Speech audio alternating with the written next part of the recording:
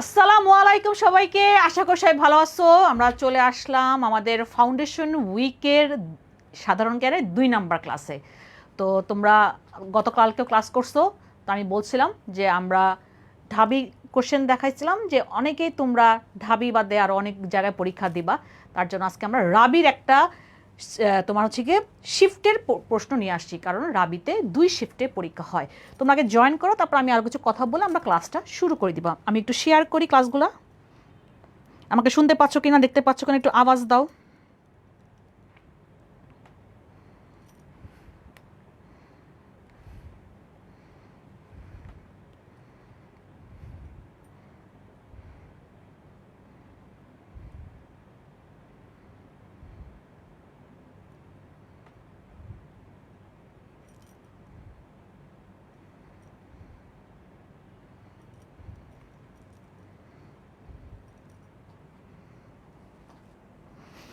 আচ্ছা, আইসা পড়ছো?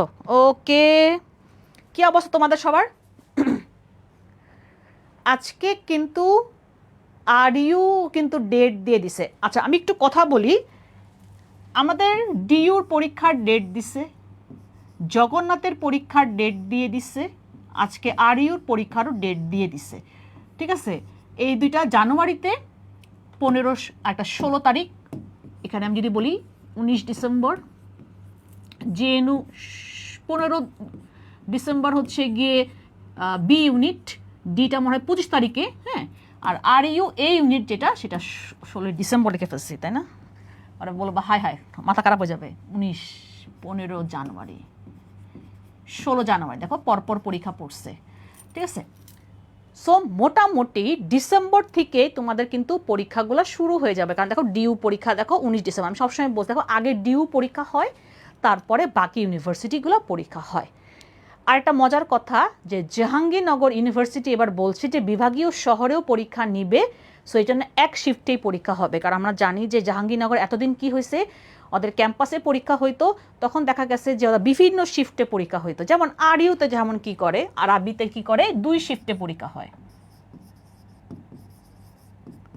ঠিক আছে, আমি আজকে একটা শিফটে নিয়ে আসছি। ঠিক আছে, 24টা প্রশ্ন হয়। সো দেখা গেছে কি, যেমন শিফট পরীক্ষা হয় কি অনেক সময় এরকম হয় যে এক শিফটে একটু ইজি হয়, আর এই শিফটে একটু কঠিন হইতেই পারে। অথবা দেখা গেছে কি যে ক্যাটাগরি সেম রাখে। দেখা গেছে যে এক শিফটে দিছে ধরো কোনো দেশের রাজধানী, আরেকটা শিফটে অন্য একটা দেশের রাজধানী বা মুদ্রার নাম দিছে। যেমন গত বছর কিন্তু আর ইউতে কিন্তু এরকম টাইপ প্রশ্নগুলো হয়েছে। সো এই যে দেখো, তোমার সবসময় আমি তোমাকে গতকালকেও বলছিলাম যে দেখো যে যখন আমরা ক্লাস শুরু করি, আমি যদি আমারটা বলি, আমি তোমাকে এমনভাবে পড়াই দিব, তুমি যেখানে যাবা না কেন তুমি আর ইউ বলো। আমি যদি একটা বলি, DU, RU, CU, JNU, GST, ঠিক আছে। তারপরে হচ্ছে গিয়ে তোমার, আমি যদি তারপর এখানে আসো হাজি দানেশ, হাবিব রবি বল তোমার না, হাজি Danesh, K U Khulna university, সিওইউ মানে কি কুমিল্লা ইউনিভার্সিটি। ঠিক আছে, তারপরে হচ্ছে গিয়ে আমার লাস্টের দিকে তোমার কি আসে, ও সাস্ট, যদিও আমি জানি না এবার সাস্ট কি হবে, কারণ সাস্ট গত বছর আলাদা পরীক্ষা নিছে। তারপরে হচ্ছে গিয়ে লাস্টের দিকে আমি যদি এখন কলেজে চলে আসি, এনইউ, ডিসিইউ, দেখো তো দেখি কতগুলা। তারপর আবার এখানে আমার যে 2টা ইউনিট, বি আর ডি ইউনিট, আমার সিইউতে বি ডি ইউনিট, আর ইউতে আমার এ ইউনিট, হ্যাঁ এখানে আবার এ ইউনিট। আমার ভাই বোন এটা সায়েন্সের না, হ্যাঁ আমার এখানে বিভাগ পরিবর্তনের সাবজেক্টগুলো আমার এখানে এ ইউনিট। দেখো কতগুলা তুমি পরীক্ষার জন্য সুযোগ পাবা। আমি সবসময় বলি তোমার ডিউ হয় নাই, তুমি চেষ্টা করো, তুমি নেক্সট পরীক্ষা দাও। অলরেডি আমার দেখো 3টা ইউনিভার্সিটি পরীক্ষার ডেট দিয়েছে, বলতে পারছে কাছাকাছি। কাছাকাছি হওয়ার কারণে অনেক সময় হয় কি, যে যদি এরকম হয় যে বিভাগীয় শহরে পরীক্ষা হয়, তোমার জন্য সুবিধা হবে, তখন তুমি তোমার এলাকা থেকে তুমি তখন তোমার বিভাগীয় শহর যেটা কাছে তুমি সেখানে দিতে পারবা এক্সাম। যেমন জগন্নাথ আবার হচ্ছে গিয়ে শুধু তাদের ক্যাম্পাসে পরীক্ষা হয়। আর ইউ পরীক্ষাও হচ্ছে গিয়া গত বছরও আমার কয়েকটা জায়গায় পরীক্ষা হয়েছে। জাহাঙ্গীরনগর এবার সুবিধা করছে যে বিভাগীয় শহরে পরীক্ষা দেওয়ার সুযোগ আছে। ডিইউ তাই যে বিভাগীয় শহরে পরীক্ষা দেওয়ার সুযোগ আছে। সো তারপর গুচ্ছ, ঠিক আছে, আমি গুচ্ছ লিখছি না, হ্যাঁ গুচ্ছ, হাজি দানেশ আবার তোমাকে ওখানে যে পরীক্ষা দিতে হবে। কেইউ তো তাই, তোমার ওখানে গিয়ে পরীক্ষা দিতে হয়, মানে ক্যাম্পাসে গিয়ে পরীক্ষা দিতে হয়। তাহলে আমার কতগুলা আমার ইউনিভার্সিটি আমার আছে। সো তখন তুমি হচ্ছে গিয়ে তুমি টার্গেট রাখবা, যে প্রথমে মনে রাখবা সবসময় হায়েস্ট টার্গেট রাখবা। তারপর এটা না হলে তখন তুমি চেষ্টা করবা বাকিগুলোতে যে কোনো জায়গায় যেন হয়। তুমি একদম শেষমেশ চেষ্টা করে যাবা, শেষমেশ চেষ্টা করে যাবা, তোমাকে চেষ্টা করতে হবে। একটা হইল না তোমার ড্রিম, ঠিক আছে, কিন্তু ওটা না হইলেও যেন আমার অন্য একটা ভালো একটা ভার্সিটি হয়, আমি যেন একটা পাবলিকান হতে পারি, আমাকে অবশ্যই চেষ্টা চালায় যেতে হবে। আমরা ছোটোকালে যখন যখন আমরা হাঁটতে শিখছিলাম, তখন আমরা ওইরকম হাঁটতে হাঁটতে পড়ে গেছি। তুমি কি পড়ে গেছো? তুমি কি আর উঠো নাই? তুমি কিন্তু ঠিকই উঠছো, চেয়ার ধরে বা বাবা মার হাত ধরে তুমি আবার কি দাঁড়াইছো, দাঁড়ায় সামনের দিকে আগাইছো। তাহলে এখানে কেন নয়? এখানে কেন নয় বলো, এখানে কেন নয়?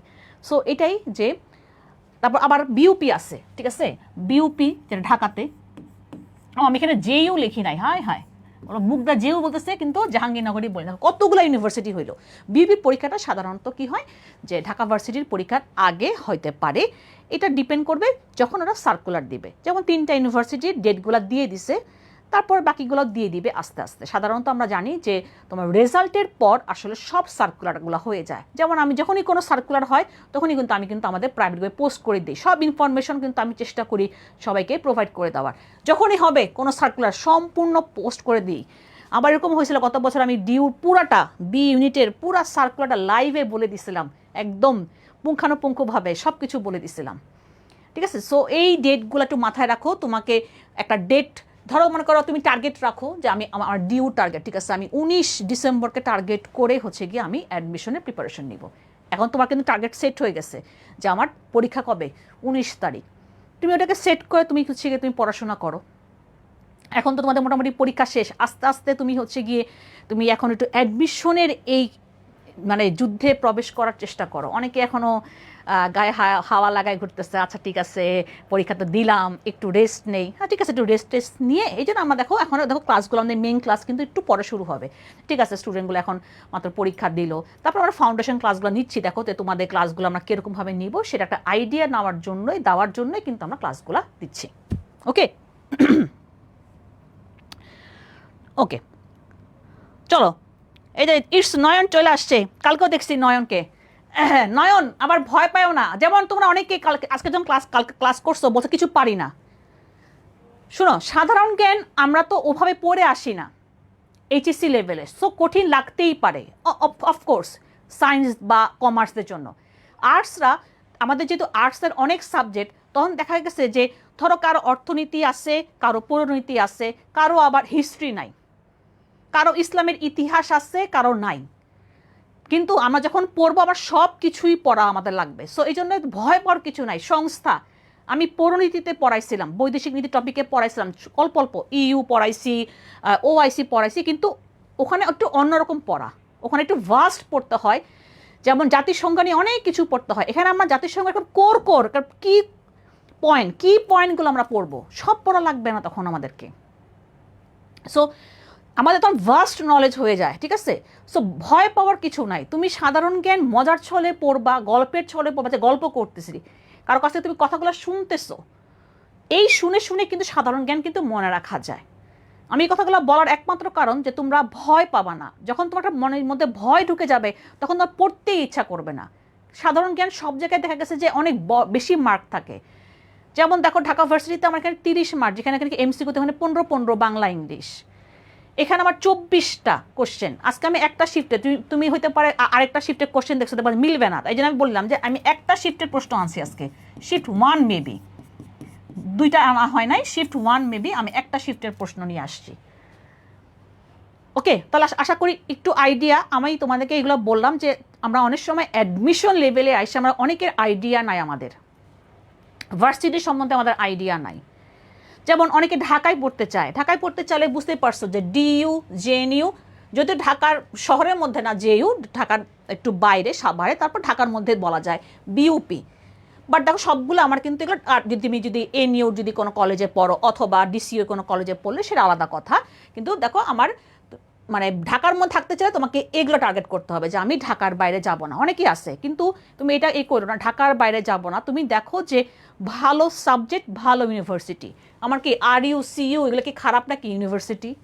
GSTর মধ্যে ভালো ভালো ইউনিভার্সিটি আছে, Noakhali science and technology institute যেটাকে বলি, বেগম রোকেয়া, এদিকে ইসলামী ইউনিভার্সিটিতে ভালো ভালো সাবজেক্ট আছে, মাওলানা ভাসানী, আমাদের অনেক অনেক ভালো ভালো ইউনিভার্সিটি আছে কিন্তু আমাদের GSTর মধ্যে। ওকে, তাহলে চলো তাহলে আমরা আগাই, একটু আইডিয়া দিলাম। আমি তো সায়েন্সে ছিলাম, নো প্রবলেম, সায়েন্সে থাকো, কোনো সমস্যা নাই। সায়েন্সের অনেক স্টুডেন্ট আমার বিভাগ পরিবর্তন করে হচ্ছে গিয়ে ভালো ভালো সাবজেক্ট পায়। আমার বোন সায়েন্সে ছিল, ও ইকোনমিক্স পড়ে বের হয়েছে, ও ডিএমনিট থেকে ঢাকা ভার্সিটি তখন চান্স পাইছিল, তখন তো আমাদের ডিএমনিট ছিল ঢাকা ভার্সিটিতে। কোপ আপ করা যায়, তুমি কোপ আপ করতে পারবা।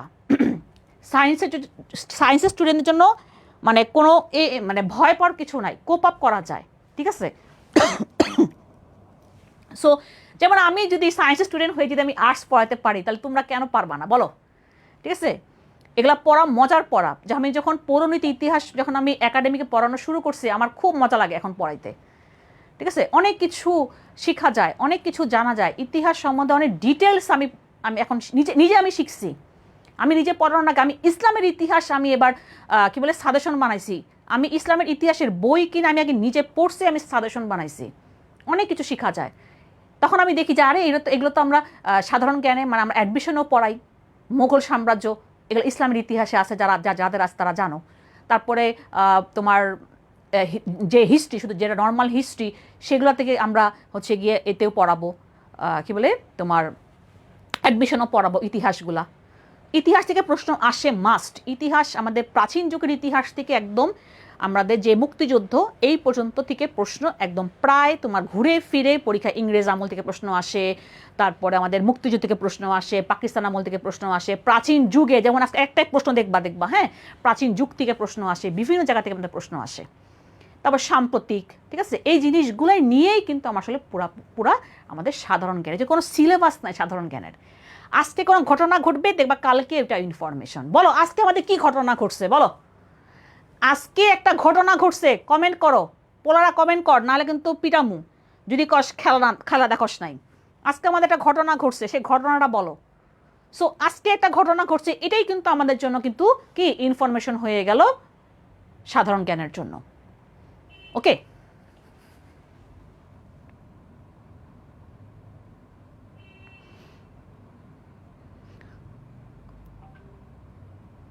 ওকে, তো চলো তাহলে আমরা শুরু করি। যেটা বলতেছিলাম, যেই কমেন্ট করো সেটা হচ্ছে আজকে আমরা টেস্ট ম্যাচে বাংলাদেশ অস্ট্রিয়ার মাটিতে হারাইছি। সেটা অনেক বড় একটা গর্বের জিনিস, এবং এটা থেকে কিন্তু যদি আমরা আগাই গেলাম টেস্ট সিরিজে, সো দেখা যাক কি হয়। সো এটা একটা বড় ব্যাপার, এবং অস্ট্রেলিয়াকে হারাইছি আমরা তাদের কি বলে দেশে, তাদের মাটিতে, এটা আমাদের জন্য অনেক বড় গর্বের বিষয়, তাই না? টেস্ট ম্যাচ, এই তো বলছে, হ্যাঁ একজন বলছে বাংলাদেশ জিতছে 9 উইকেটে অস্ট্রেলিয়ার সাথে, এই তো গুড, শিশির বলছে, শিশির। আচ্ছা চলো শুরু করি তাহলে। আমরা যেটা বললাম শিফট 1-এর প্রশ্ন আসছি। গত বছরের কোশ্চেনগুলো খুবই মানে গতকালকে ক্লাসে দেখছি কোশ্চেনগুলো অনেক বড় বড়, আজকে দেখবো কোশ্চেনগুলো ছোট ছোট। হ্যাঁ, তখন বলবো আল্লাহ এরকম টাইপ প্রশ্ন আসে আরইউতে এরকম টাইপ। এই দেখবা কি জানো, আরইউতে সায়েন্সের প্রশ্ন আসবে, হ্যাঁ, তারপরে নর্মাল যে জিকে থেকে প্রশ্ন আসবে। তুমি কোশ্চেনগুলো দেখলে বুঝতে পারবা ওদের একটা ধাঁচ আছে, আরইউর একটা ধাঁচ আছে। অঙ্ক আসবে, আজকে আমরা অঙ্কও করব। চলো, গতকালকে আমরা পড়াইছিলাম তাই না, ডিসঅ্যাপিয়ারেন্স, গুম গুম গুম। দেখো এটাই প্রশ্ন আসছে, গুম প্রতিরোধ দিবস পালন করা হয় কত তারিখে? তার মানে দিবস থেকে প্রশ্ন আসছে। কোথেকে প্রশ্ন আসছে? দিবস, বিশ্ব, ইন্টারন্যাশনাল, আন্তর্জাতিক, ঠিক আছে, দিবস থেকে প্রশ্ন পাশে। যেমন মানবাধিকার দিবস কবে, বিশ্ব শিক্ষক দিবস কবে, দুর্নীতি বিরোধী দিবস কবে, বিশ্ব তামাক মুক্ত দিবস কবে 31 মে, মানবাধিকার দিবস 10ই ডিসেম্বর, দুর্নীতি বিরোধী দিবস 9 ডিসেম্বর, বিশ্ব শিক্ষক দিবস 5ই অক্টোবর, জনসংখ্যা দিবস এগুলো 11ই জুলাই। ঠিক আছে, এই যেগুলো বললাম খুবই খুবই গুরুত্বপূর্ণ। বিশ্ব পরিবেশ দিবস 5ই জুন, আমি মুখে বলতেছি। এই জিনিসগুলো দেখবা যে তুমি যখন ঘাটবা, প্রশ্ন ব্যাংক ঘাটবা, যে কোনো ইউনিভার্সিটি প্রশ্ন ঘাটবা, দেখবা এই যে আমি যেগুলো বললাম এগুলো ঘুরে ফিরে আসে। মানবাধিকার দিবস তো তুমি অনেকবার পাইছো একাডেমিকে, এখন তুমি এটাও পড়বা, বিশ্ব মানবাধিকার দিবস, এটাও অনেকবার আসে 10ই ডিসেম্বর। পরীক্ষা কিন্তু ওই ডিসেম্বর জানুয়ারির দিকে, তখন দেখা গেছে যে ওই ডিসেম্বর জানুয়ারির দিকের আবার দিবসগুলো থেকে প্রশ্ন চলে আসে। আবার আমাদের বাংলাদেশেও আমাদের কিছু দিবস আছে, সো 2 দিবসই কিন্তু পড়তে হয়। আমি যখন পড়াই বাংলাদেশ পার্টে বাংলাদেশগুলো পড়াবো, ইন্টারন্যাশনাল পার্টে ইন্টারন্যাশনালগুলো পড়াবো। তাহলে বলো গুম প্রতিরোধ দিবস পালিত হয় কত তারিখে? বলো। Darwin test, good. আর একজন খুব সুন্দর এখন শহরের নাম সহ বলে দিছে। তাহলে কি হবে? এটা হবে 30শে কি অগাস্ট। তাহলে শিক্ষক দিবস কবে বললাম আমরা? 5ই অক্টোবর। বিশ্ব লেখানো সবাই কিন্তু বিশ্ব এগুলা, হ্যাঁ, 5ই অক্টোবর। তারপর মানবাধিকার দিবস, মানবাধিকার দিবস 10ই ডিসেম্বর, কারণ ওই দিন মানবাধিকার চুক্তি স্বাক্ষর করা হয়েছিল 10 ডিসেম্বর 1948 সালে। এই জন্য আমরা কি পালন করি? 10 ডিসেম্বর বিশ্ব মানবাধিকার দিবস। ঠিক আছে। তারপর তো বললাম বিশ্ব তামাক মুক্ত দিবস 31 মে। এটা একবার আসছিল এভাবে, world no tobacco day occurs on, এভাবে অনেক সময় ইংলিশে চলে আসলে দেখো কি ওয়ার্ল্ড নো টোবাকো ডে, বিশ্ব তামাক মুক্ত দিবস 31 মে, 31 মে। একবার বিসিএস ইংলিশে প্রশ্ন করছিল। সো এই জিনিসগুলো তাহলে দিবস থেকে ইম্পর্টেন্ট। ঠিক আছে, দিবস থেকে প্রশ্ন বিভিন্ন ভার্সিটিতে প্রশ্ন হয়, তুমি সেভাবেই পড়বা যাতে তোমার সব ভার্সিটি কাভার হয়। খালি একটা ভার্সিটির জন্য দেখবা তোমরা এইভাবে পড়বা না, আচ্ছা দিবস তো ডিউতে আসে নাই তাই পড়বো না। আরে বাবা এই বছর আসে নাই বলে কি কোনো বছরে আসে নাই? প্রশ্ন আসে আমার 30টা, আমার টপিক আমার 1000টা, যে কোনো টপিক থেকে প্রশ্ন আসতে পারে। তো তুমি কখনো বলতে পারবা না যে ওই টপিক থেকে আসে নাই। তোমাদের একটা মাইন্ডসেট হয়, 25 ব্যাচে দেখছি ওই টপিক থেকে তো প্রশ্ন আসে নাই, তাহলে এইবার কি আসবে কি আসবে সেটা কি বলা যায়? কিন্তু তোমাকে পড়তে হবে, তোমাকে সব টপিক পড়তে হবে, কিন্তু স্কুইজ করে সামারি করে পড়তে হবে। যেমন দিবস, তুমি দেখো কালকে কিন্তু আমরা দিবস পড়ি নাই, তাই না? ঢাবিতে 25-26 আসে নাই, কিন্তু তুমি গত আরও পিছনের প্রশ্ন দেখবা যে ঢাবিতেও কিন্তু প্রশ্ন আসছিল। সো তোমাকে দিবসটা পড়তেই হবে। তুমি এটা কখনো ভাববা না তোমাদের এটাই হয়ে থাকে যে এইচএসসি লেভেল তুমি দেখো যে আগের বার আসে নাই বোর্ডে দিয়ে এবার আসতে পারে, এইগুলা না। কিন্তু তোমার প্রশ্ন রিপিট হয় অ্যাডমিশনে, ঠিক আছে? যে গত বছর আসছে দেখে এবার যে আসবে না তা কিন্তু না, আসতেই পারে। আসলো তো কী হয়েছে? এটা তো একটা প্রশ্ন, এমন না যে গত বছর আসছে দেখে এবার যে আসবে না তার কোনো নিশ্চয়তা নাই। তাহলে পারছো তোমার সবাই? 30 অগস্ট এত দিবস মনে রাখবো কিভাবে? পড়বা বারবার পড়বা। যেমন আমি তোমাকে দিবস যখন পড়াবো আমি একদম ছক করে পড়াবো, ঠিক আছে? তোমাকে বারবার পড়তে হবে, কিছু কিছু জিনিস আছে বারবার পড়তে হবে। যেমন একটা ভৌগোলিক উপনাম নামে একটা টপিক আছে ইন্টারন্যাশনাল, একটা বাজে একটা টপিক। কেন বললাম বাজে একটা টপিক? অনেক ইনফরমেশন এখানে, অনেক ইনফরমেশন, ঠিক আছে? সূর্যোদয়ের দেশ কোনটা, ঠিক আছে? ধীবরের দেশ কোনটা, বজ্রপাতের দেশ কোনটা, বাজারের শহর কোনটা, কায়রো, এরকম করে অনেক কিছু আছে, ঠিক আছে? ওই টপিক থেকেও দেখা গেছে যে তোমার প্রশ্ন আসে। সাংস্কৃতিক রাজধানী কোনটা, জাকজমকের শহর কোনটা, বিগ আপেল বলা কাকে, নিউ ইয়র্ককে, এই যে এরকম টাইপ এই একটা টপিক আছে। এই ভৌগোলিক উপনাম, তখন তো মাথায় খারাপ হয়ে যাবে তখন তুমি যখন ওই ভৌগোলিক উপনাম দেখবা, ঠিক আছে? এখান থেকেও প্রশ্ন প্রায় আসে।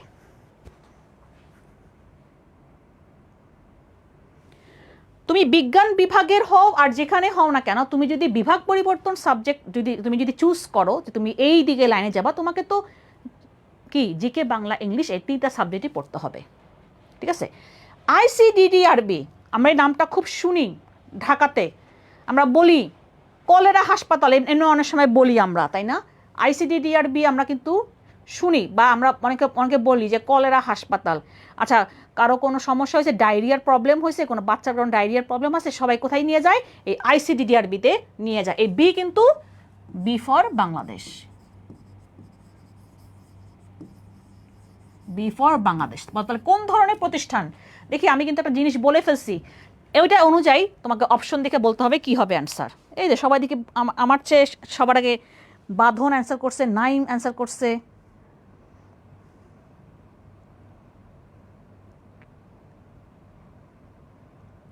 সায়েন্স ছিলাম, চান্স হবে কি? ভালো মতন পড়াশোনা করো, অবশ্যই হবে, অবশ্যই হবে। সায়েন্সের স্টুডেন্টরা আরও ভালোভাবে। আর একটা জিনিস তোমাকে বলি, ডিইউতে ভাগ করা আছে, সায়েন্সের জন্য আলাদা সিট, কমার্সের জন্য আলাদা সিট, ঠিক আছে? আর্টসের জন্য আলাদা সিট। তার মানে কম্পিটিশন হবে আর্টসদের পোলাপাইনদের মধ্যেই, কমার্সের এখানে কি কম্পিটিশন হবে কমার্সের স্টুডেন্টদের মধ্যে, সায়েন্সের স্টুডেন্টরা সায়েন্সটাই কিন্তু কি তোমার হচ্ছে গিয়ে কম্পিটিশন করবে, ডিউ বিতে এই ঘটনা হয়। সো তোমার যারা যেই বিভাগে আসো সেই বিভাগের মধ্যে কম্পিটিশন হবে। আর্টসের কী বলে তোমার সিট বেশি, কারণ যেহেতু বি ইউনিটটা আর্টসদের জন্য এখানে 1600, এখানে মনে হয় 170 বা 200 প্লাস, এখানে হচ্ছে কি 940 জনের মতন, ঠিক আছে? সেইভাবে আর কি তোমার ভাগ করা থাকে। যেখানে ভাগ করা থাকে না সেখানে সবাইকেই কম্পিটিশন করতে হয়। ওকে, অনেক কিছু আছে তোমরা অনেকে জানো না, দেখবো আস্তে আস্তে তোমরা আইডিয়া পাবা। আমি এগুলো ক্লাসের মধ্যে বা আলাদা করে কী বলে লাইভ করে আমাদের প্রাইভেট গ্রুপে সব কিছু বলে দিই। তাহলে এটা কী হবে? এটা হবে উদারময় গবেষণা কেন্দ্র, ঠিক আছে?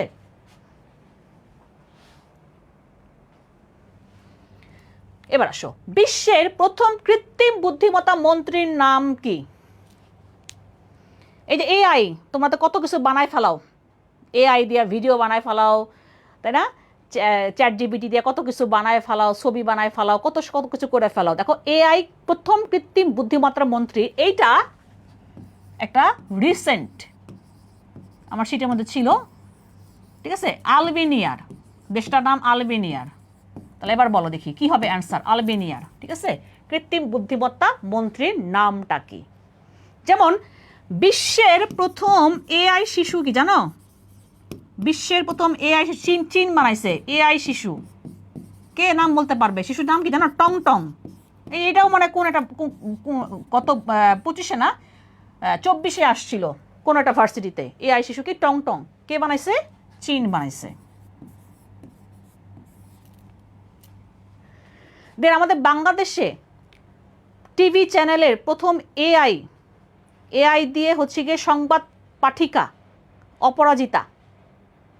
এটাও দেখবা যে গত বছরের 25 পড়েছে না, 24-এ ডিউতে প্রশ্নটা আসছিল অপরাজিতা। এখন যেহেতু এআইয়ের যুগ, দেখা গেছে যে এখান থেকে প্রশ্নগুলো হয়। তাহলে আমাদের বাংলাদেশে যেটা বললাম প্রথম এআই সংবাদ পাঠিকার নাম কি? অপরাজিতা। ফুল মনে হয় নাম, তাই না? অপরাজিতা, অপরাজিতা। তাহলে কি হবে? কেউ নাম পাইছো? টং টং, ডং ডং, অপশন ছিল এরকম টং টং, ডং ডং, পং পং, তো এই জন্য কি হবে? টং টং হবে। দেখো বিশ্বের প্রথম এআই শিশু কি? টং টং। তাহলে এটা হবে ডিএলা। এটা কি হবে? ডিএলা। আলবেনিয়া, ঠিক আছে? আলবেনিয়ার প্রধানমন্ত্রী এই কৃত্রিম বুদ্ধিমত্তার মন্ত্রী বানাইছে, আর কাম পায় না, বুঝছো? এগুলা করে আর আমাদেরকে পড়তে হয়। যেমন এই বছর রিসেন্টলি তোমার এই কৃত্রিম বুদ্ধিমত্তা বা তোমার চ্যাট জিপিটি থেকে তোমার হচ্ছে গিয়ে ইনফরমেশন নিয়ে ভ্যাকসিন বানাইছে, নকশা নিয়ে, ঠিক আছে? ভ্যাকসিন বানাইছে যুক্তরাজ্য। সো এই যে যেটা বললাম, ঠিক আছে, এটা কিন্তু তোমার সাম্প্রতিক একটা গুরুত্বপূর্ণ প্রশ্ন। কোন দেশ বানাইছে? যুক্তরাজ্য।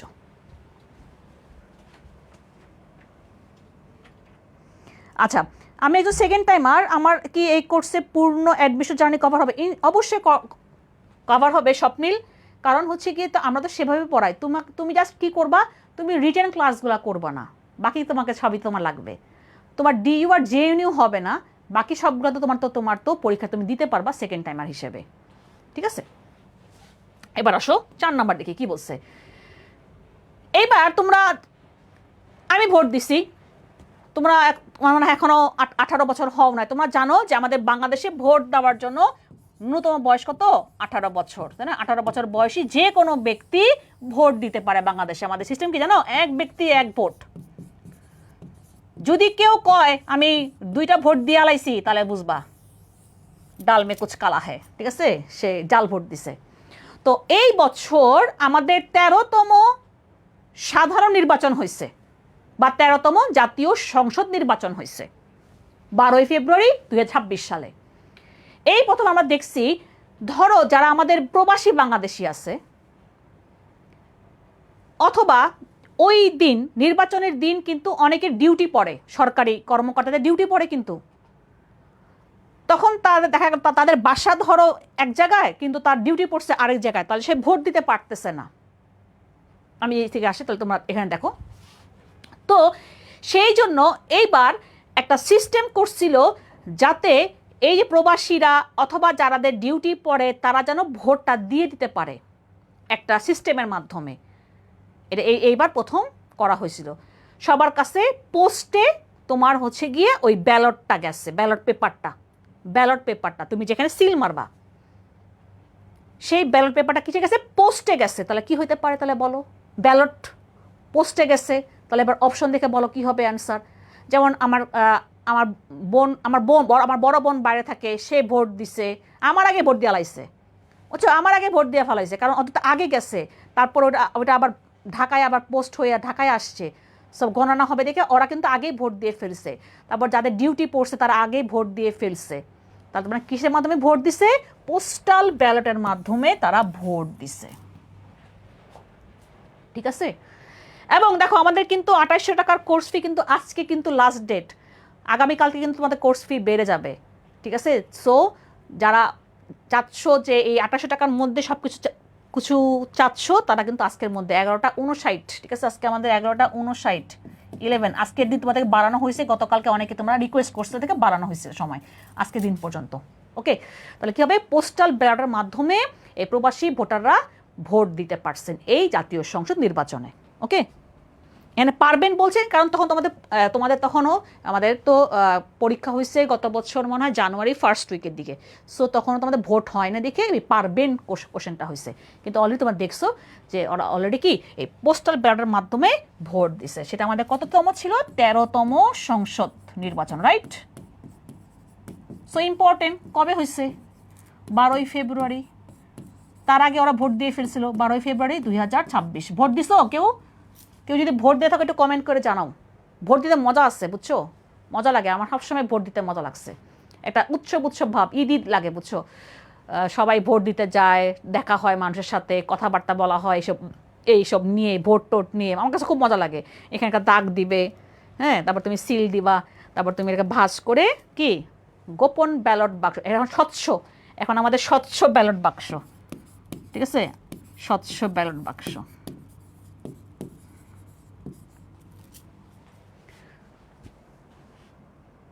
আমি দিছি, আচ্ছা, অনেকে বলছে আমি দিছি। এবার আসো, এটা একটা উক্তি, এই উক্তি মতবাদ থেকে প্রশ্ন ডিউতেও আসে আর ইউতে আসে, খুবই ইম্পর্টেন্ট, বুঝছো।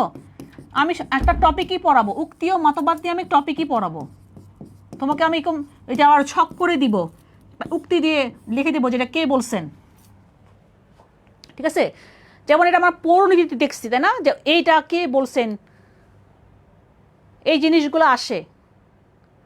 যে সমাজে বাস করে না সে হয় দেবতা না হয় পশু, এটাও একটা খুবই গুরুত্বপূর্ণ। এটা আমাদের কি বলে অ্যাডমিশনে আসে। কে বলছে? রাষ্ট্রবিজ্ঞানের জনক কেডা? অ্যান্সার করো। তারপরে হচ্ছে গিয়ে রুশোর একটা তোমার একটা গুরুত্বপূর্ণ একটা উক্তি আছে যেটা কি বলে আমাদের অ্যাডমিশনও আসে, man is born free but he is everywhere he is in change. ঠিক আছে, এই দুইটা জিনিসগুলো বললাম, এগুলা অনেকবার পরীক্ষায় আসে। আমি রাষ্ট্র, আই এম দ্য স্টেট, এটা মনে হয় 24-এ আসছিল ডিউতে। কে বলছে আই এম দ্য স্টেট, আমি রাষ্ট্র? রাজা চতুর্দশ লুই বলছিল। এটা আমি একদম উক্তি ও মতবাদ টপিকই আছে আমার আলাদা, যেটা আমি একদম তোমাকে এখন টপিক ওয়াইজ টপিকের সময় আমি পড়াই দেবো যে এটা কে বলছেন।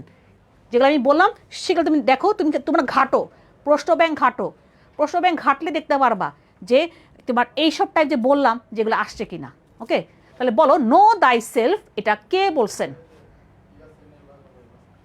বলো দেখি, কমেন্ট করে জানাও কে বলছে। সক্রেটিস। কোনটা বলছে? অ্যারিস্টটল। আচ্ছা হ্যাঁ, রাষ্ট্রবিজ্ঞানের জনক সেটা ছিল।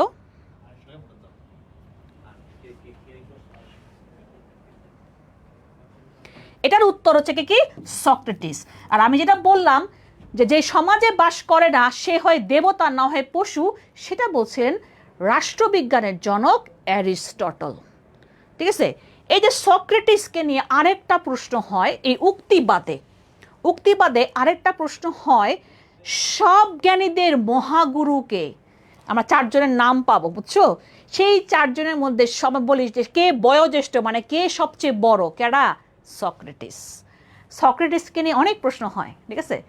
এই হয় উক্তি দিয়ে বলবে, নাহলে বলবে যে কে বয়োজ্যেষ্ঠ, একটা আমাদের একটা আছে স্পা দিয়ে আমরা পড়ি আর কি, হ্যাঁ, 4 জনের নাম, যে কে সবচেয়ে কি বলে তোমার হচ্ছে কি বয়োজ্যেষ্ঠ, কে সক্রেটিস, ঠিক আছে? ওকে, তাহলে আমরা যাই নেক্সট, এতে যাই, সেটা হচ্ছে কি একজন রাজনীতিবিদ হয়েও, আমার একটা ফেভারিট প্রশ্ন, আমি অলওয়েজ নোবেল পুরস্কার পড়ার আগেই ওনাকে নিয়ে আমি পড়ার সময় আমি এই লাইনটা বলে দিই যে একজন রাজনীতিবিদ হয়েও তিনি সাহিত্যে নোবেল পাইছে। এখন বলবা নোবেল পাইছে তো পাইতেই পারে, রবি ঠাকুর নোবেল পাইছে, আমাদের ডক্টর মোহাম্মদ ইউনুস নোবেল পাইছেন। দেখো, রবি ঠাকুর একজন সাহিত্যিক ছিলেন, উনি সাহিত্যেই নোবেল পাইছেন, তাই না? আমরা জানি রবি ঠাকুর 1913 সালে, রবি ঠাকুর 1913 সালে সাহিত্যে নোবেল পাইছেন, রাইট? কিসের জন্য? আমরা জানি যে বাংলা যেটা গীতাঞ্জলি কাব্যগ্রন্থ, বা ইংলিশে যেটা আমরা বলি সং অফারিং, উনি নিজেই, এই যে সং অফারিং, উনি নিজেই অনুবাদ করছিলেন। এটাও পরীক্ষা আসে, বাংলাতে আসে, জানো? যে সং মানে গীতাঞ্জলি কাব্যগ্রন্থের ইংরেজি অনুবাদ সং অফারিং কে অনুবাদ করছেন? রবি ঠাকুর নিজেই। আমরা জানি যে উনি প্রথম এশীয় হিসেবে প্রথম নোবেল পাইছেন সাহিত্যে। উনি সাহিত্যিক মানুষ ভাই, উনি সাহিত্যে নোবেল পাইছেন। তো একজন রাজনীতিবিদ হয়েও সাহিত্যে নোবেল পাইছেন, এটা একটু অন্যরকম, যে আমার মতন ইঞ্জিনিয়ার হয়ে আর্টস পড়াই আর কি, এরকম আর কি, বুঝছো? তো রাজনীতিবিদ কিন্তু সাহিত্যে নোবেল পাইছেন ব্রিটিশ প্রধানমন্ত্রী, বলো দেখি এবার, আমি কিন্তু ব্রিটিশ বলে ফেলছি, এই দুজন ব্রিটিশ না, এর যে ফ্রান্সের, তাহলে একটাই থাকলো, উইনস্টন চার্চিল, যিনি কিনা সেকেন্ড ওয়ার্ল্ড ওয়ারের সময় কি ছিলেন? ব্রিটেনের প্রধানমন্ত্রী ছিলেন। যারা ইতিহাস পড়ছো তারা জানো ব্রিটেনের প্রধানমন্ত্রী ছিলেন উইনস্টন চার্চিল। 1953 সালে উনি কবে পাইছেন? 1953 সালে নোবেলটা পাইছেন। যেমন দেখো, আমাদের এই যে এখন কি অগাস্ট, সেপ্টেম্বর, অক্টোবরে আমাদের নোবেল পুরস্কার 26 চলে আসবে, গুরুত্বপূর্ণ, ইম্পর্টেন্ট ইম্পর্টেন্ট ইম্পর্টেন্ট। অবশ্যই তোমার দেখবা অ্যাডমিশনে এই 26 থেকে প্রশ্ন আসবে, মাস্ট আসবেই। 26 তোমাকে বলে দিলাম, 26-এর নোবেল, নোবেল এই সিঙ্গার নোবেল না কিন্তু, বলো এই নোবেল প্রাইজ, এই নোবেলটা কার নামে হয়েছে? সিঙ্গার নোবেল না কিন্তু, আবার সিঙ্গার নোবেল না। তাহলে উনি সেকেন্ড ওয়ার্ল্ড ওয়ারের সময় ব্রিটেনের প্রধানমন্ত্রী ছিলেন। উনি সেকেন্ড ওয়ার্ল্ড ওয়ারের পর তিনি এই সেকেন্ড ওয়ার্ল্ড ওয়ার নিয়ে বই লিখছেন। এরপর ওনাকে 53 সালে সাহিত্যে নোবেল দেওয়া হয়, কাকে? উইনস্টন চার্চিলকে। আর এই রুজভেল্ট কি ছিল? উনি ইউএসএর প্রেসিডেন্ট ছিলেন, ইউএসএর প্রেসিডেন্ট ছিলেন, এবং সেকেন্ড ওয়ার্ল্ড ওয়ারের সময়ও আমরা জানি যে ইউএসএর প্রেসিডেন্ট ছিলেন কে? রুজভেল্ট। তাকে এফডিআর, ওই যে ব্যাংকে এফডিআর করে না, এফডিআর কেন? তার নাম ফ্র্যাঙ্কলিন ডিলানো রুজভেল্ট, তাহলে কি এফডিআর। এই রুজভেল্টও গুরুত্বপূর্ণ, কারণ জানো কেন? এই বেটা জাতিসংঘের নামকরণ করছেন। কত প্রশ্ন পাওয়া যায় এরকম? 1000টা প্রশ্ন পাবা তুমি, ঠিক আছে? তাহলে কি হবে অ্যান্সারটা? চার্চিল হবে। তাহলে মনে রাখবা নোবেল পুরস্কার খুবই গুরুত্বপূর্ণ। নোবেল পুরস্কারে দেখা গেছে কিছু গতানুগতিক প্রশ্ন আসে, যে নোবেল পুরস্কারের প্রবর্তককে, প্রথম কবে নোবেল পুরস্কার দেওয়া হয়, কয়টা ক্ষেত্রে দেওয়া হয়, ঠিক আছে? তারপরে হচ্ছে গিয়ে আমরা এখন প্রথমে দেওয়া হতো কয়টা ক্ষেত্রে, বর্তমানে দেওয়া হয় 6টা ক্ষেত্রে, আগে দেওয়া হয় 5টা ক্ষেত্রে। তারপরে হচ্ছে গিয়ে যে কমন প্রশ্ন, বা প্রথম মুসলমান হিসেবে কে নোবেল পাইছেন, মানে নোবেল নিয়ে একটা আলাদা একটা টপিকই থাকে। আমি দেখি নোবেল নিয়ে একটা আমি তোমাদের শর্ট ভিডিও বানাবো, ভালো একটা আইডিয়া আসলো। নোবেল নিয়ে অনেক কিছু পড়া যায়। যেমন আমরা এখন 25 আর পড়তেছি না, কারণ 26 চলে আসবে, দেখে আমরা 26টা পড়বো, ঠিক আছে? যে প্রথম তোমার প্রশ্ন আসে এটা, যে শান্তিতে নোবেল পুরস্কার বিজয় প্রথম কে, প্রথম মহিলা কে, হ্যাঁ, এই জিনিসগুলো, এই টাইপ প্রশ্নগুলো প্রায় আসে। তাহলে এটা কিন্তু একটা খুবই সুন্দর একটা প্রশ্ন, যেটা আমার কাছে খুব পছন্দের প্রশ্ন, এটা প্রায় আসে। এবং দেখি হবে উইনস্টন চার্চিল।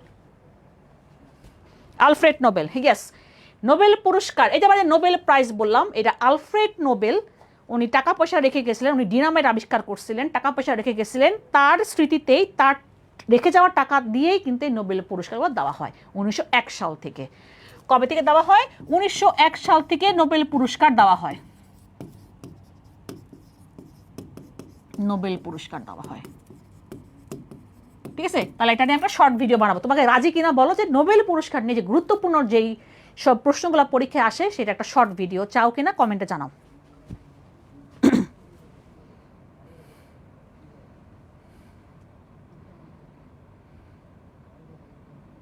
ঠিক আছে,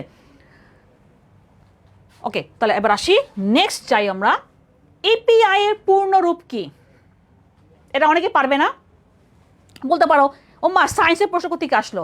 এটা আমি পড়াই স্বাস্থ্য টপিকে, আমাদের বাংলাদেশের স্বাস্থ্য টপিক থেকে আমি এটা পড়াই। এপিআই আমরা ছোটকালে থেকে বড়কাল হওয়া পর্যন্ত আমরা কিন্তু কিছু টিকা দেয় আমাদেরকে, তাই না? ভ্যাকসিন দাও তোমরা, এগুলা কিন্তু সব কিন্তু এই ইপিআই এর অন্তর্ভুক্ত।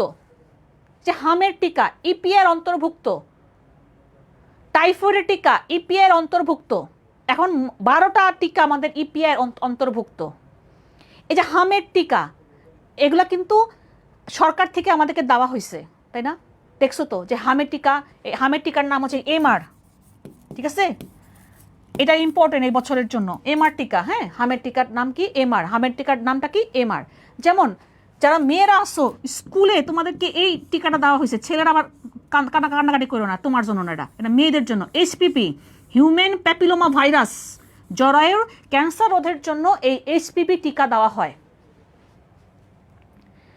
ছোটকালে আমরা এরকম খাইতাম না, ভিটামিন আসতো না যে এলাকার মধ্যে, OPV, oral polio vaccine. Oral মানে কি? মুখে খাওয়ার ওষুধ। ঠিক আছে, এই জিনিসগুলো সব কিছু আমার এই ইপিআই এর অন্তর্ভুক্ত। এটা কি তাহলে? Expanded programme on immunisation. তাহলে এবার বাইক করো কি হবে অ্যান্সার। তাহলে দেখো এই টিকাগুলো কিন্তু আমাদের সব কিছু আমাদের এই ইপিআই এর অন্তর্ভুক্ত। এই যে এইচপিভি, ওপিভি, এমআর সব আমার এই ইপিআই এর অন্তর্ভুক্ত। তাহলে কি হবে? এই ফুল মিনিং কি? Expanded programme on immunisation. আমরা যেসব খাই, যে টিকাগুলা সব কিছু আমাদের এই ইপিআই এর মধ্যে চলে আসছে, ইপিআই এর প্রোগ্রাম। তাহলে কি? Expanded programme on immunisation. তাহলে কি হবে? বি হবে অ্যান্সার। সি দাগাইছো কেন? এক্সপান্ডেড প্রোগ্রাম তো আমি কি বললাম? তাহলে এবার বলো কি হবে অ্যান্সার।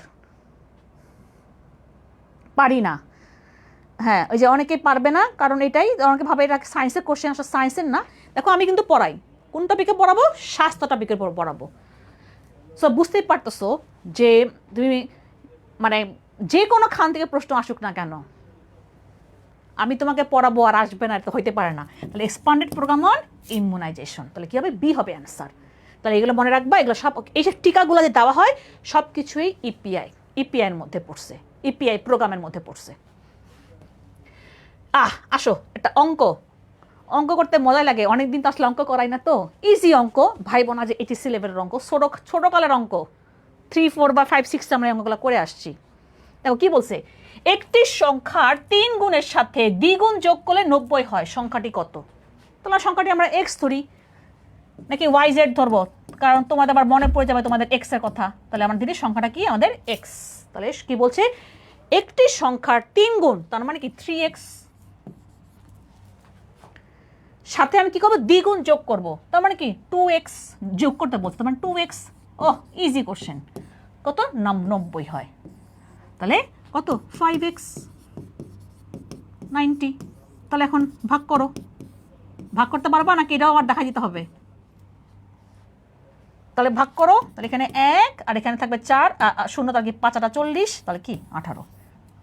ক্যালকুলেটর লাগবে, ক্যালকুলেটর লাগবে, আমার মনে লাগবে না। কত হয়? 18। দেখো তো এবার 18 আসছে, এই যে 18, দেখছো? দেখো তো বুঝছো কিনা? ইজি অঙ্ক।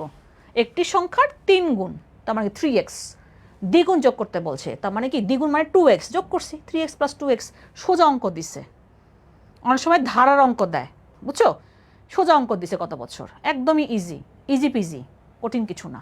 তাহলে তুমি এক্স, তোমাকে সংখ্যাটা চাইছে, হয়ে গেল। এগুলো কি? এগুলো তো কঠিন কিছু না অঙ্ক, এটা মুখে করা যায়, তাই না?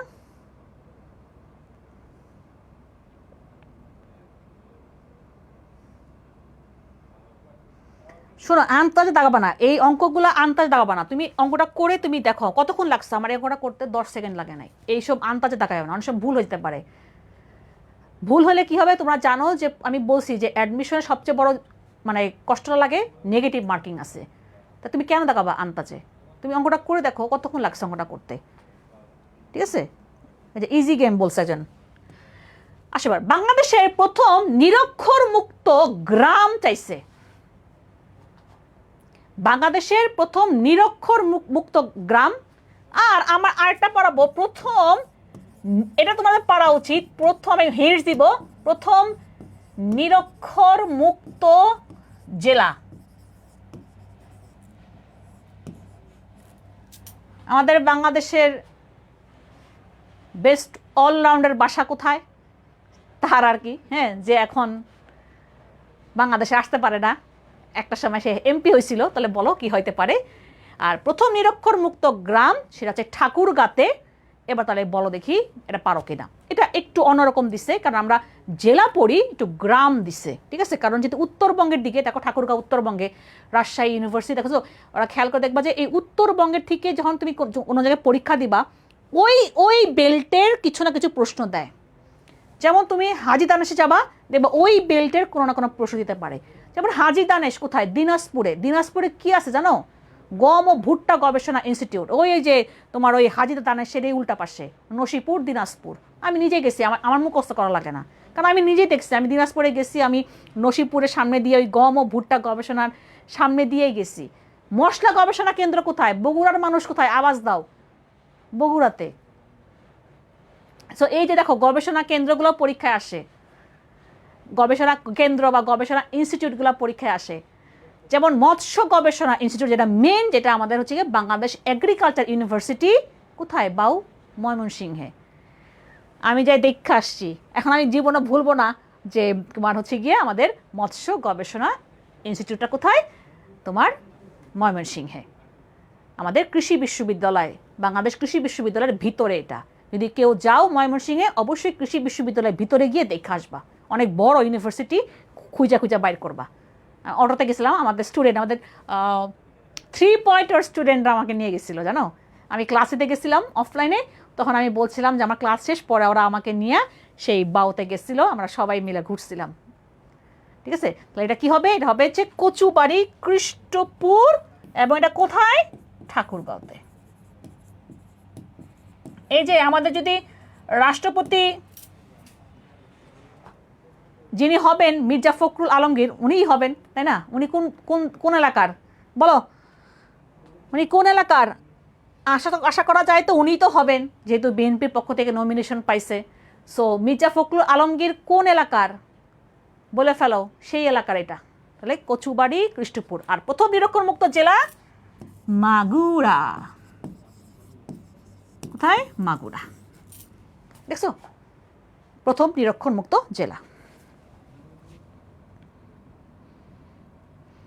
এই যে যেমন দেখো আরেকজন বলতেছে যে যেমন গাজীপুর, গুড। বিড়ি, এই যে ছেলেরা খায়, ঠিক আছে? বিড়ি কোথায়? বাংলাদেশ রাইস রিসার্চ ইনস্টিটিউট কোথায়? জয়দেবপুর, গাজীপুর। ইরি কোথায়? ইরি, দেখো জাস্ট একটা শব্দ চেঞ্জ, ইরি। আমি গেছিলাম ম্যানিলা, ফিলিপাইন। তাহলে কি ইন্টারন্যাশনাল রাইস রিসার্চ ইনস্টিটিউট কোথায়? ম্যানিলা। এখন বাইক করো, ম্যানিলা কোন দেশের রাজধানী? কত কিছু পড়ানো যায়, তুমি এক জায়গা থেকে আরেক জায়গায় চলে যেতে পারবা, ঠিক আছে? ইরি, বিড়ি, তারপর আমাদের পাট গবেষণা ইনস্টিটিউট কোথায়? এগুলো সব পরীক্ষায় আসে। আমাদের নদী গবেষণা ইনস্টিটিউট কোথায়? ফরিদপুর। কার বাড়ি আছে? আওয়াজ দাও। এই জন্য বললাম যে যার এলাকায় আসো একটু আশেপাশে নজর দাও, মোবাইল থেকে ওই রিলস না দেখে, টিকটক না দেখে একটু আশেপাশে ঘোরার চেষ্টা করো, অনেক কিছু তুমি পাবা। তুমি গাজীপুরে তুমি দেখো অনেক কিছু আছে। আমাদের স্টুডেন্ট সেদিন বলতেছিল, আপু এখানে আসেন, আমাদের এখানে টাকশাল আছে, এই আছে, আপনি একটু এসে ঘুরে যান। আমি সময় পাইতেছি না। আমি বিড়িতে অনেক অনেক অনেক আগে গেছি। বিড়ি আর বাড়ি পাশাপাশি। বাড়ি হচ্ছে গিয়ে বাংলাদেশ এগ্রিকালচার রিসার্চ ইনস্টিটিউট, বাড়ি পাশাপাশি জয়দেবপুর, গাজীপুরে। অনেক কিছু আছে। যেমন বগুড়ার মানুষ মহাস্থানগড়ে ঘুরতে যাও, এই যেটু পরে পাবো, কোশ্চেনটা আমার আসছে এবার। পুন্ড্র। আমার ওই এলাকার দিকে মহাস্থানগড়ের ওই সাইডটাতে আমার হচ্ছে কি আমার মশলা গবেষণা কেন্দ্র। আমি যখন গেছি আমি দেখছি যে তুমি যেই যা এলাকায় আসো, যেমন দিনাজপুর আমি তোমাকে বললাম, তুমি এইগুলো যখন দেখবা তখন তোমার এগুলো কঠিন লাগবে না, মানে তোমার মুখস্থ করা লাগবে না। আজকে থেকে এই করো যে তুমি নিজে নোট করো, আমাকে দেখাবা, নোট করবা একটা ইজি পিজি এই দি। এখন তোমার এলাকা, ধরো তোমার এলাকা কি দিব, ধরলাম আমি তোমার এলাকা রাজবাড়ি।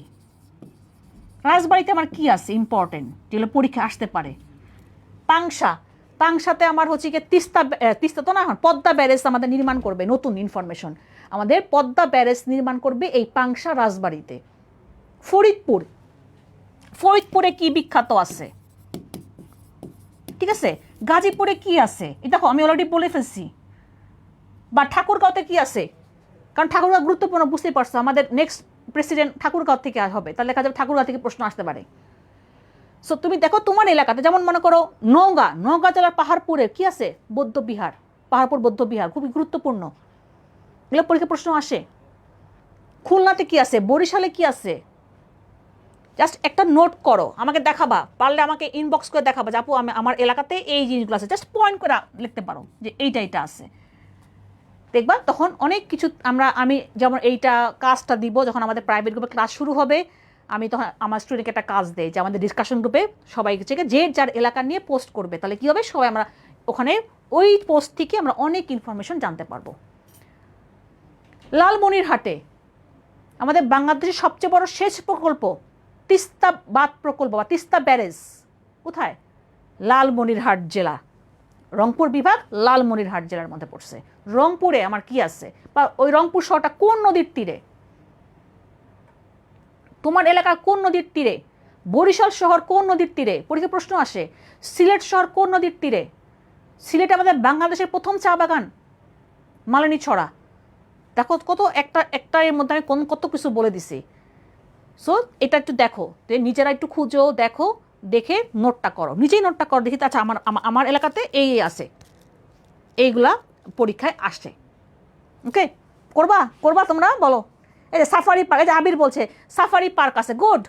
আমাদের বাংলাদেশে 2টা সাফারি পার্ক, একটা কক্সবাজারে যেটা আমাদের প্রথম safari park, Dulahazara safari park, কারণ ডুলাহাজরা চকরিয়ার ডুলাহাজরাতে। 2 নম্বর গাজীপুর সাফারি পার্ক, যেটা আমাদের বাংলাদেশের বৃহত্তম সাফারি পার্ক।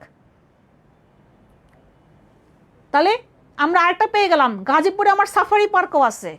ধন্যবাদ আবির, ও মনে ওই এলাকার। তাহলে দেখো আমরা আরেকটা বলে পয়েন্ট পড়ে ফেললাম। এই যে দেখো এই একটা কোশ্চেনের মধ্যে দেখো তো আমি কতগুলো কোশ্চেন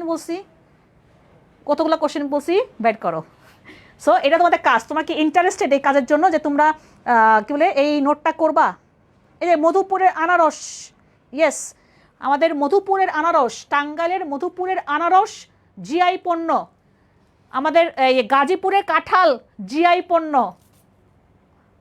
বলো আর কি বলবো, বলতে বলতে তো আজকে আমাদের দিন পার হয়ে যাবে, এত কিছু আছে। হ্যাঁ, আসো এবার আরেকটা প্রশ্ন, এবার এটা ইন্টারেস্টিং টপিক। কোন দেশটি স্ক্যান্ডিনেভিয়ান নয়? আমরা জানি স্ক্যান্ডিনেভিয়ান দেশ আমরা নিজেরা পড়ি 5টি, সেটা কিভাবে পড়ি? ফিরে আসুন, তাহলে তখন তোমরা অ্যান্সার করবা। আগে দেখো আমি কি লিখি, ফিরে আসুন তার মানে কি? Finland, Denmark. বুঝছো, একদিন এরকম হবে যেরকম সারা ক্লাস দেবো, দেখবা যে তারপরও ইনফরমেশন শেষ হবে না, তাই না? আমি এতক্ষণে কিন্তু অনেক কথা বলে ফেলছি, অনেক ইনফরমেশন বলছি। তাহলে Finland, Denmark, Iceland, Sweden, Norway. না, কোনো দেশেই যাবার সুযোগ হয় নাই, নরওয়ে। আমি এখনো স্ক্যান্ডিনেভিয়ান কান্ট্রিতে এখনো যাই নাই। তাহলে বলো কি হবে অ্যান্সারটা? তাহলে এখন তো পারবা, আমি তো লিখেই দিলাম। তাহলে দেখো যে এই 5টা দেশ আমার যদি স্ক্যান্ডিনেভিয়ান কান্ট্রি হয়, তাহলে আমার উত্তরটা কি হবে, 10-এর কি হবে? কুমিল্লা, গোমতী, গুড। পুষ্প, কুমিল্লা কোন নদীর তীরে? গোমতী নদীর তীরে। চাঁদপুরের ইলিশ, এই তো গুড। এখন কি কারো ইন্টারেস্ট আসছে, যারা অনেক বোরিং লাগতো সাধারণ জ্ঞান? বলো তাহলে কি হবে? সুইজারল্যান্ড। কারণ দেখো আমার সুইডেন, ডেনমার্ক, নরওয়ে আমার এগুলোর মধ্যে আমার অন্তর্ভুক্ত, মানে কি হবে অ্যান্সারটা? সুইজারল্যান্ড। একটু বলে দেই, সুইজারল্যান্ড থেকে একটা কোশ্চেন আসছিল শিফট 2-তে। সুইজারল্যান্ডের রাজধানী যেন কি, পুইরা গেছে, মানে বার্ন। আর মুদ্রা, আহারে আমার কাছে না ছিল না, ফ্র্যাঙ্ক ভুল করছে, আমার দুলাভাই আসছিল, নিয়ে রাখা উচিত ছিল। ফ্র্যাঙ্ক, সুইজারল্যান্ডের মুদ্রার নাম ফ্র্যাঙ্ক, এটা আসছিল শিফট 2-তে। এই শিফট 1-এ আসছে অন্য একটা দেশের মুদ্রা, আর শিফট 2-তে আসছিল সুইজারল্যান্ডের মুদ্রার নাম কি, আমরা বলি সুইস ফ্র্যাঙ্ক। মানে আমরা সুইজারল্যান্ডকে সংক্ষেপে সুইস বলি, তাহলে কি হবে, সুইস ফ্র্যাঙ্ক। ঠিক আছে, ফ্র্যাঙ্কের দাম এখন অনেক, প্রচুর, তাহলে কি তোমার মুদ্রা ফ্র্যাঙ্ক। তার মানে আরইউতে মুদ্রা থেকে গত বছর বা তার আগের বছরে প্রশ্ন আসছিল। মুদ্রা কঠিন লাগে, কিন্তু কিছু করার নাই, পড়তে হবে। ওকে, বুঝা গেছে? দেখো, ফিনল্যান্ডে গেছে একজন, আরে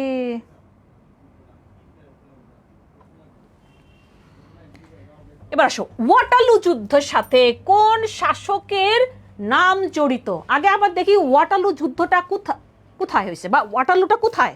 বেলজিয়াম একটা গ্রামের নাম, তো যুদ্ধটা কোথায় হয়েছে? ওয়াটারলুতে। বাট কবে, এটাকে আমরা জানি। তাহলে এই ওয়াটারলুটা কি একটা গ্রাম, সেটা কোথায়? বেলজিয়ামের একটা গ্রামের নাম। ঠিক আছে, কবে হয়েছে? 1815 সালে। এটা আমি মনে পড়াইছি, হিস্ট্রিতে পড়াইছি। হ্যাঁ, কার যুদ্ধ হয়েছে? Napoleon versus Duke of Wellington.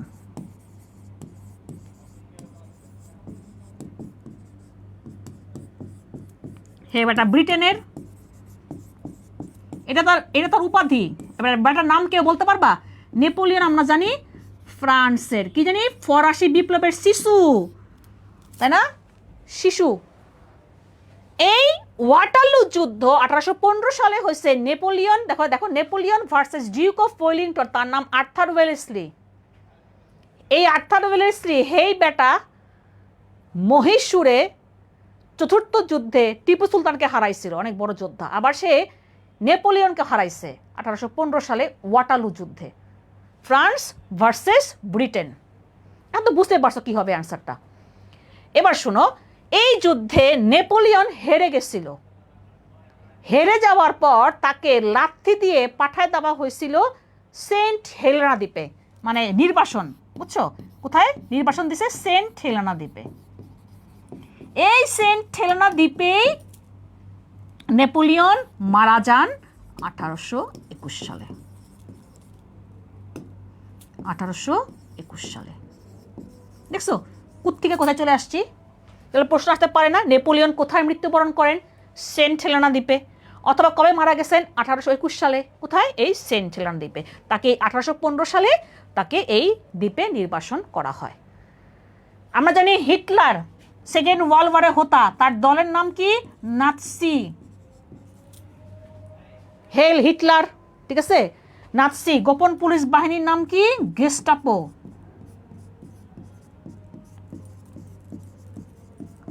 এবার আসো,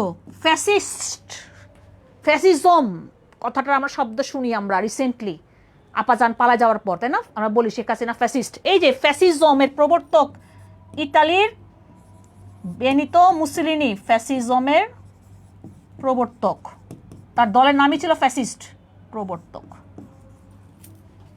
নেলসন ম্যান্ডেলা, উনি দক্ষিণ আফ্রিকার প্রথম কৃষ্ণাঙ্গ প্রেসিডেন্ট, প্রথম কৃষ্ণাঙ্গ প্রেসিডেন্ট, বর্ণবাদ বিরোধী আন্দোলনের নেতা, তাই না? Nelson Mandela.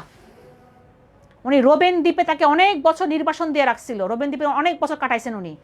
পরে ফিরে তারপর যখন উনি দাঁড়াইলেন নির্বাচনে, তারপর হচ্ছে গিয়ে সেনি প্রথম কালো, কৃষ্ণাঙ্গ মানে কালো, উনি প্রথম দক্ষিণ আফ্রিকার প্রথম কালো প্রেসিডেন্ট বা কৃষ্ণাঙ্গ প্রেসিডেন্ট হয়েছেন কে? Nelson Mandela. নেপোলিয়ন বোনাপার্ট, যাকে আমরা কি বলি? ফরাসি বিপ্লবের শিশু, হেতেই হচ্ছে গিয়ে এই ওয়াটারলু যুদ্ধে হাইরা গেছিল। তাহলে কি হবে অ্যান্সারটা? Napoleon Bonaparte. কতগুলো প্রশ্ন পড়ছি। আর আমরা জানি মুসলিনি কোন দেশের? ইতালি। এবং বেস্টিকে জানো? তোমাদের বেস্টি আছে না, তোমাদের বেস্ট ফ্রেন্ড, এখানে বেস্টি কে কে জানো? হিটলার আর মুসলিনি, দুই বেস্টি।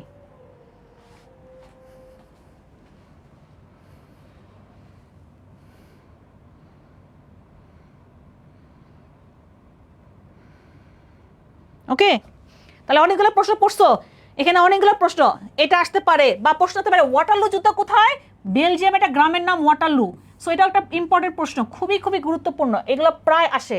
তারপর দেখো এই যে এখন তো কমন প্রশ্ন, মুসোলিনিকে নিয়ে এখানে একটা কমন প্রশ্ন, যেহেতু এই ফ্যাসিস্ট শব্দটা আমরা খুব শুনতে পাই, তো এই জন্য ফ্যাসিজমের প্রবর্তককে, বা আসে যে এই ফ্যাসিজম শব্দটা কোন ভাষা থেকে আসছে, কি হবে? ইতালি। এই জিনিসগুলো আমরা এখন খুব দেখি। তারপরে আরেকটু পড়াই, হিটলার বেটা জন্মাইছে কোথায়? অস্ট্রিয়াতে, কিন্তু বেটা 1933 সালে জার্মানির চ্যান্সেলর হয়েছিল, তাই না? এবং সেকেন্ড ওয়ার্ল্ড ওয়ারের হোতা, তাই না? 39-এ যখন পোল্যান্ড আক্রমণ করে তখনই তো শুরু হইলো আমার, তাই না? তাহলে এই হিটলার জার্মানির চ্যান্সেলর ছিল, কি জন্মাইছে অস্ট্রিয়াতে। এটা ঢাকা ভার্সিটির 11 সালের প্রশ্ন, আমার বোনের সময় আমরা মনে আসতে পার, তখন মানে হিটলার নিয়ে আলোচনা করতেছিলাম কেন জানি। পরে আমরা দেখি যে হে জন্মাইছে অস্ট্রিয়াতে, এই যে গল্পের ছলে পরে যায় পরীক্ষা যায় দেখে যে হিটলারের জন্মস্থান আসছে। আমার বোন তো খুশি যে কিরে ভাই 2 দিন আগে এটা নিয়ে আমরা গল্প করতেছি, মানে আমরা আলোচনা করতেছিলাম। সো এইভাবে করে আলোচনা করে পড়বা, সাধারণ জ্ঞান দেখবো ওখান থেকে প্রশ্ন আসবে, ঠিক আছে? তাহলে হিটলার নিয়ে আমরা পড়লাম, মুসলিম নিয়ে পড়লাম, সবই মোটামুটি আমরা সবগুলো ইনফরমেশন এখানে পড়াই দিলাম। ওকে,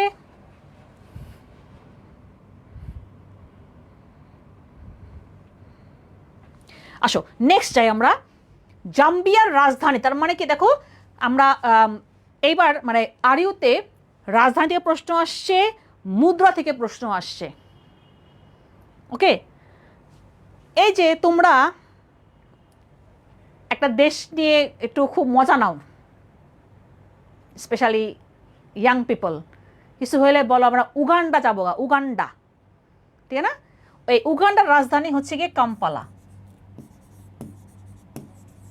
জিম্বাবুয়ে, আমি বলি জিম্বাবুয়ে হাইরা গেছে, তার মানে কি হারারে, জিম্বাবুয়ের রাজধানী হারারে। বুরুন্ডি, বুরুন্ডির এটা অর্থনৈতিক রাজধানী বুরুন্ডি।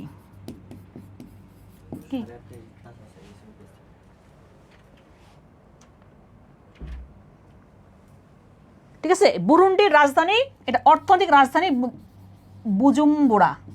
তাহলে বাকি রইল কি জাম্বিয়ার রাজধানী লুসাকা, ঠিক আছে? তো দেখো সবগুলো রাজধানীগুলো পড়াই দিলাম।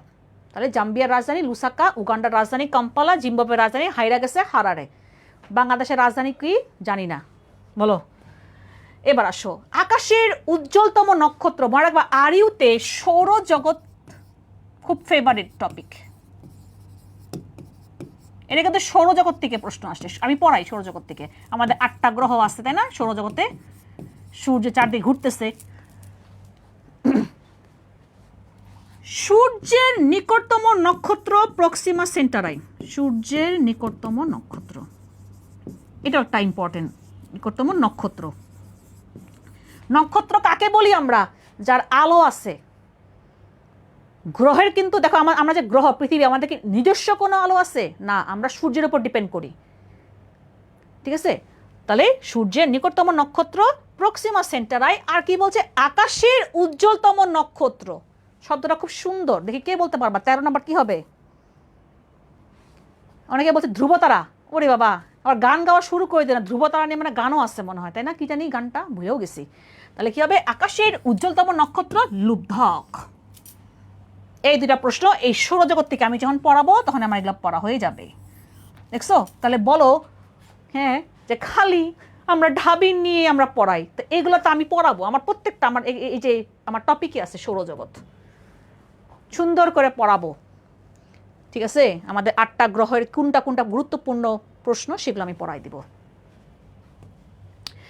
বাংলার সর্বপ্রাচীন জনপদের নাম কি? যেটা বলতেছিলাম না আমি, জনপদ প্রাচীন যুগ থেকে প্রশ্ন আসছিল। আমাদের এই বাংলাদেশে বা বাংলায় আমাদের 16টা জনপদ ছিল। সেই 16টা জনপদের মধ্যে সবগুলো জনপদ তো প্রাচীন, বাট এই যে 16টা জনপদের মধ্যে সবচেয়ে প্রাচীনতম জনপদ পুন্ড্র। দেখো এগুলো সবই কিন্তু জনপদ, বাট সবচেয়ে প্রাচীনতম জনপদ পুন্ড্র। পুণ্ড্রের 4টা নাম দেখো, পুণ্ড্র, পুণ্ড্রবর্ধন, পুণ্ড্রনগর বা বর্তমানে মহাস্থানগড়, বাকি মহাস্থানগড়।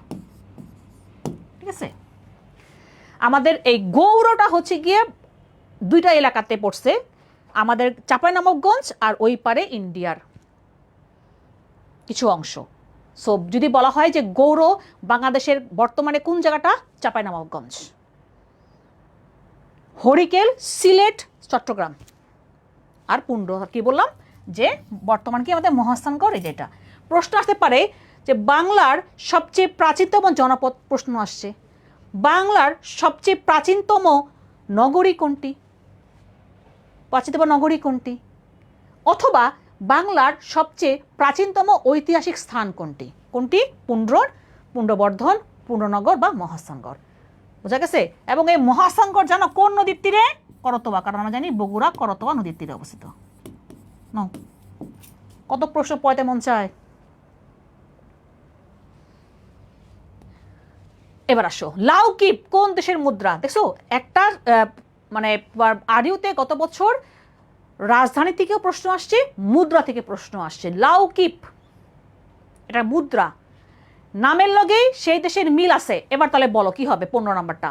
লাউকিপ কোন দেশের মুদ্রা?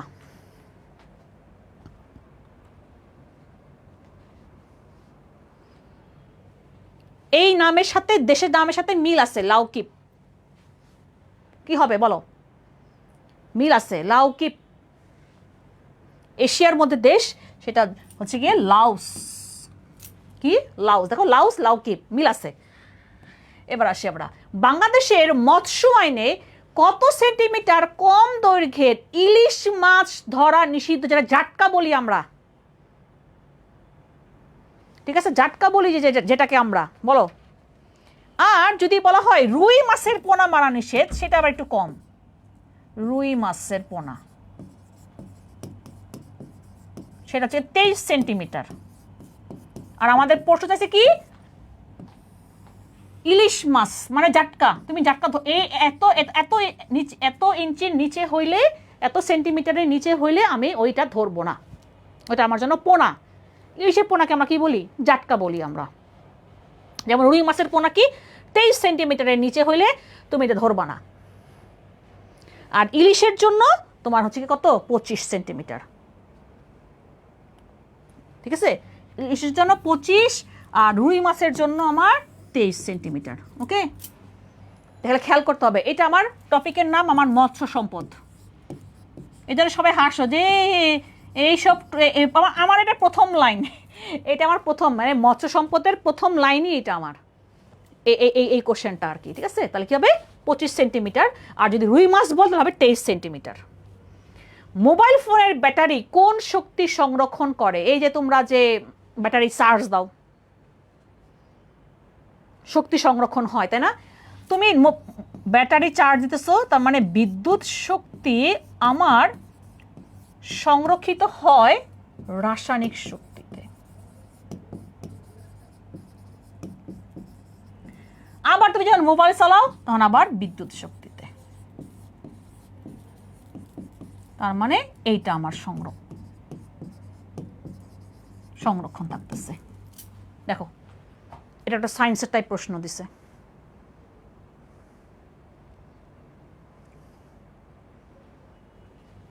ঠিক আছে, তাহলে কি হবে অ্যান্সারটা, রাসায়নিক শক্তি। দেখছো কঠিন লাগে প্রশ্ন, কঠিন লাগে। আরে আসছে সংবাদ সংস্থা, একটা টপিক আছে আমার, আমি চারটা পড়াই। সংবাদ সংস্থা, বিমান সংস্থা, গোয়েন্দা সংস্থা, গেরিলা সংস্থা, 4টা সংস্থা আছে, খুব ইম্পর্টেন্ট। বিমান সংস্থা বলবো এগুলো পরীক্ষায় আসে, জি হ্যাঁ। বাংলাদেশের সংবাদ সংস্থার নাম কি? আমাদের বাংলাদেশের বাসস, বাংলাদেশ সংবাদ, সবচেয়ে ইজি বাংলাদেশ সংবাদ সংস্থা, বাসস বা বিএসএস বলি আমরা। আরেকটা আছে UNB, United news of Bangladesh. আরেকটা আছে এনা, ইস্টার্ন নিউজ এজেন্সি। এনা বাস না কিন্তু আবার, ঠিক আছে। তাহলে তাস, আসলে এটা পুরো নাম ইতার তাস, ঠিক আছে। তাস কোন দেশ সংবাদ সংস্থা? যেমন এএফপি, এজেন্স ফ্রান্স প্রেস, ফ্রান্সের, খুব ইম্পর্টেন্ট, কারণ এটা সবচেয়ে প্রাচীনতম সংবাদ সংস্থা।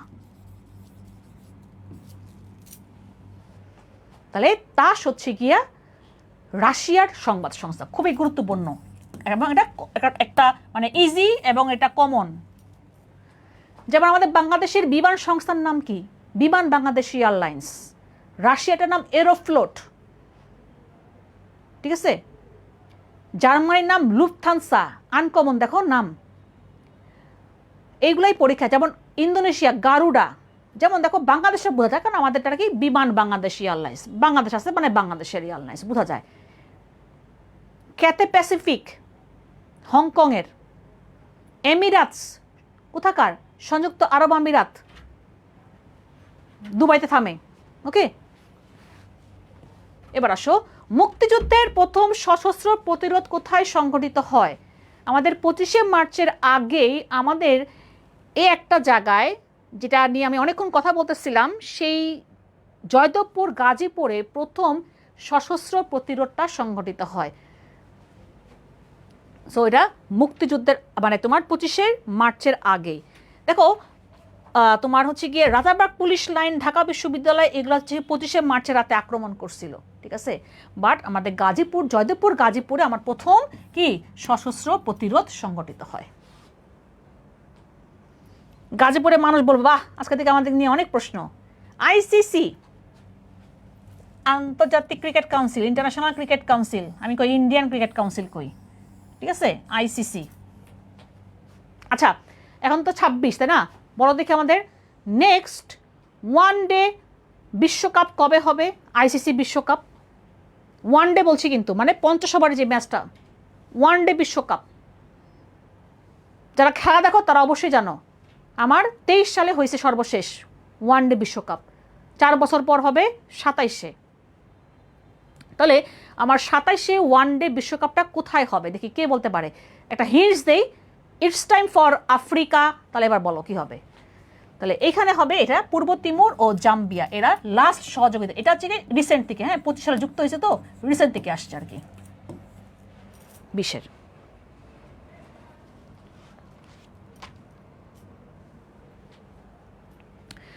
এবার আসি নেক্সট যাই, এক সাগর রক্তের বিনিময় বাংলার স্বাধীনতা আনলে যারা। আমরা খবর শোনার আগে একটা মিউজিক শুনি না? আমরা তোমাদের ভুলবো না, আমার আসে না এই সুরটা। গতকালকেই বলছিলাম 2টা গান, একটা ছিল যে মোরা একটি ফুলকে বাঁচাবো বলে যুদ্ধ করি, আর একটা পূর্ব দিগন্তে সূর্য উঠেছে। আরেকটা গান এক সাগর রক্তের বিনিময়। এই গানটা 16ই ডিসেম্বর সুরকার আপেল মাহমুদ কলকাতাতে বসে গোবিন্দ হালদারকে দিয়ে এই গানটাকে লিখায়া, সেটা 16ই ডিসেম্বর 1971 সালে গানটাকে বাজানো হয়। এই জন্যে এই গানটা এটা, যে এক সাগর রক্তের বিনিময় বাংলার স্বাধীনতা আনলে যারা, আমরা তোমাদের ভুলবো না। গোবিন্দ হালদারের এই 3টা গান প্রায় পরীক্ষায় আসে। কালকে 2টা বলছি, আজকে আরেকটা। তাহলে কি হবে? গ গ গোবিন্দ হালদার। সুরকার আপেল মাহমুদ, আপেল মাহমুদ সুর দিয়া, মানে গোবিন্দ হালদারকে গানটাকে লেখাইছেন, আপেল মাহমুদ সুরটা দিয়ে গানটাকে তারপর প্রচার করা হয়েছে। নেফারতিতি ছিলেন প্রাচীন ড্যাশ রানী। কোন দেশের রানী ছিলেন দেখি, কে বলতে পারবা বলো? আর নাই, আর 2টা প্রশ্ন আসছে, আমাদের 24টা প্রশ্ন। সো খেয়াল করে দেখছো, গতকালকে আমরা দেখলাম যে শিল্প সংস্কৃতি বা গান বাজনা থেকে প্রশ্ন আসে অ্যাডমিশনে। সো রিসেন্ট গান না, ঠিক আছে? আগেকার দিনের যে সুন্দর সুন্দর যে গানগুলা, সেগুলোই পরীক্ষায় আসে। একটু গানগুলো শোনার চেষ্টা করো বা দেখো যে গানগুলো কে গাইছে বা কে গানটাকে লিখছে। তাহলে উনি কি ছিলেন? উনি মিশরের রানী ছিলেন। কোথাকার? মিশরের। 22 নাম্বার। হ্যাঁ, ইজিপ্ট। মিশরকে ইংরেজিতে আমরা কি বলি? ইজিপ্ট। ডেড রেকনিং গ্রন্থের রচয়িতা কে? উনি মুক্তিযুদ্ধ নিয়ে লিখছেন এবং এটা অনেক কন্ট্রোভার্সিয়াল নাকি এই বইটা। মুক্তিযুদ্ধ নিয়ে লিখছেন এবং এটা নিয়ে অনেক সমালোচনা আছে এই বইটা। আমি পরে কালকে দেখলাম। সে অধিকার যাব না, সমালোচনার দিকে যাব না আমরা। এখানে হচ্ছে গিয়ে তোমরা একটু বলো যে এটা লেখকটাকে। অরুন্ধতী রায় লিখছেন the God of Small things, এটাও পরীক্ষায় আসে। আমরা পড়বো, আমরা লেখক ও গ্রন্থ পরিচিত পড়বো, the God of Small Things. Monica Ali লিখছেন ব্রিক লেন, এই বইটা লিখছে শর্মিলা বসু। ওকে, লাস্ট প্রশ্ন আজকে আমাদের, এনে খেয়াল করো, রাষ্ট্রীয় প্রতীক বলছে, অথবা আমরা যেটাকে বলি জাতীয় প্রতীক। আমার এই মুহূর্তে দাঁড়াও একটু দেখি তো পয়সা আছে কিনা। নাই, পয়সা নাই, তাহলে তোকে দেখাইতাম যে এই আমাদের রাষ্ট্রীয় প্রতীক বা জাতীয় প্রতীক, তুমি যদি তোমার কাছে যদি 1 টাকা বা 2 টাকা বা 5 টাকার কয়েন থাকে, সেই কয়েনে তুমি দেখবা যে ভাসমান ফুল শাপলা আছে, 2 দিকে ধানের শীষ আছে, এবং উপরে 3টা পাট পাতা আছে, এবং এই পাট পাতার 2 দিকে 2টা করে মোট 4টা স্টার আছে। সেটাই আমাদের রাষ্ট্রীয় প্রতীক বা জাতীয় প্রতীক। সেটার ডিজাইনার কে? কামরুল হাসান। আর যদি বলতো রাষ্ট্রীয় মনোগ্রাম, যেটা সরকারি কর্মকর্তারা তারা ব্যবহার করে, রাষ্ট্রীয় মনোগ্রামের ডিজাইনার সেটা হচ্ছে কি NN সাহা। খেয়াল করবা, মনোগ্রাম বলছে নাকি প্রতীক বলছে, উল্টাপাল্টা করবা না। রাষ্ট্রীয় মনোগ্রামের ডিজাইনার NN সাহা, নিত্যানন্দ সাহা। কিন্তু আমি বলছি প্রতীক। আমার কাছে এই মুহূর্তে পয়সা নাই, তাহলে দেখাইতে পারতাম, পয়সা নাই, গরিবস, ঠিক আছে। তোমার কাছে পয়সা থাকলে তুমি একটু বের করে দেখো, সেইটাই আমার জাতীয় প্রতীক। আমরা সবাই জাতীয় প্রতীক কিন্তু নিয়ে হাতে ঘুরি, কিন্তু বলতে পারি না এটাই আমাদের জাতীয় প্রতীক। পরীক্ষায় প্রশ্ন আসে জাতীয় প্রতীক, খুবই একটা, আমরা পড়ছি পৌরনীতির মধ্যে আমরা পড়ছিলাম, তোমাকে আমি দেখাইছিলামও, সেটাই আমাদের জাতীয় প্রতীক। তাহলে এটা কী হবে? জাতীয় প্রতীক বলছে বা রাষ্ট্রীয় প্রতীক কামরুল হাসান, ওনাকে বলা হয় পটুয়া। ওকে, ন্যাশনাল সিম্বল, গুড। আবির বলছে ন্যাশনাল সিম্বল, গুড। তো খেয়াল করবা, তোমার রাষ্ট্রীয় মনোগ্রাম চাইছে নাকি জাতীয় প্রতীক চাইছে, 2টা ডিজাইনার 2জন, উল্টাপাল্টা করা যাবে না। একটু খেয়াল করবা এই জিনিসগুলা, একটু যেন ভুলের জন্য দেখা গেছে, দেখো অপশনে 2টাই থাকে। এবং আমাদের এই রাষ্ট্রীয় মনোগ্রামেও 2 দিকে মোট 4টা তারকা আছে। ওকে, ক্লিয়ার? তাহলে আমরা আইডিয়া হইলো আমাদের, এটা হচ্ছিল গিয়ে আমাদের আরইউর প্রশ্নগুলা ছিল, ঠিক আছে। 24টা প্রশ্ন আসে আরইউতে প্রতি বছর। আশা করি কোশ্চেনগুলো বুঝতে পারছো। আমরা শুধু 24টা প্রশ্নই পড়ি নাই, আমরা আরও অনেকগুলো প্রশ্ন পড়ছি, এর সাথে সাথে অনেক কিছু তোমাদেরকে বলার চেষ্টা করছি। হ্যাঁ, আমি তোমাদের একটা বলবো যে নোবেল পুরস্কার নিয়ে আমি দেখি একটা তোমাদের জন্য শর্ট ভিডিও বানাবো, কারণ নোবেল পুরস্কার বিশ্বকাপ ফুটবল নিয়ে একটা বানাইছি আজকে, সেটা বন্দি পাঠশালার পেজও মনে হয় যাবে, তখন দেখো। ওকে, ক্লিয়ার? আশা করি বুঝতে পারছো। সো ইনশাল্লাহ, আশা মানে তোমাদের একটা ধারণা, তোমার বলতেছো টপিক ওয়াইজে ক্লাসের কথা, আমরা তোমাদের ধারণা দিলাম যে প্রশ্নগুলো দেখো কোন কোন থেকে বা কিভাবে আসে, একটা ধারণা তুমি একটা ভার্সিটিতে পরীক্ষা দেওয়ার সময় তোমার সবার জানতে হবে যে প্রশ্নগুলো কোথা থেকে হয় বা কিভাবে হয় প্রশ্নগুলো, একটু আইডিয়া তো নিতে হবে। আইডিয়া না নিয়ে তুমি যদি এখন নাইমা যাও তাহলে তো সমস্যা। তোমাকে একটা আইডিয়া দিলাম আমরা যে এরকম টাইপ প্রশ্ন হয়। আরে আমাদের আরেকটা ক্লাস আছে 8:30টায়, আমাকে ওটা এই জন্য আমরা 24টা প্রশ্ন, আমাদের 24টা প্রশ্ন আসে, এই জন্য এত তাড়াতাড়ি ক্লাস শেষ। হ্যাঁ, দেখছো, যখন তুমি সাধারণ জ্ঞান ওভাবে পড়বা তখন মনে হবে যে কিরে এত তাড়াতাড়ি ক্লাস শেষ হলো কেমনে হলো, কারণ তুমি একটা গল্পের মধ্যে ছিলা। ওকে, ইনশাল্লাহ তাহলে আবারও এরকম দেখা হবে। আজকে এই পর্যন্ত, সবাইকে আল্লাহ হাফেজ, টাটা।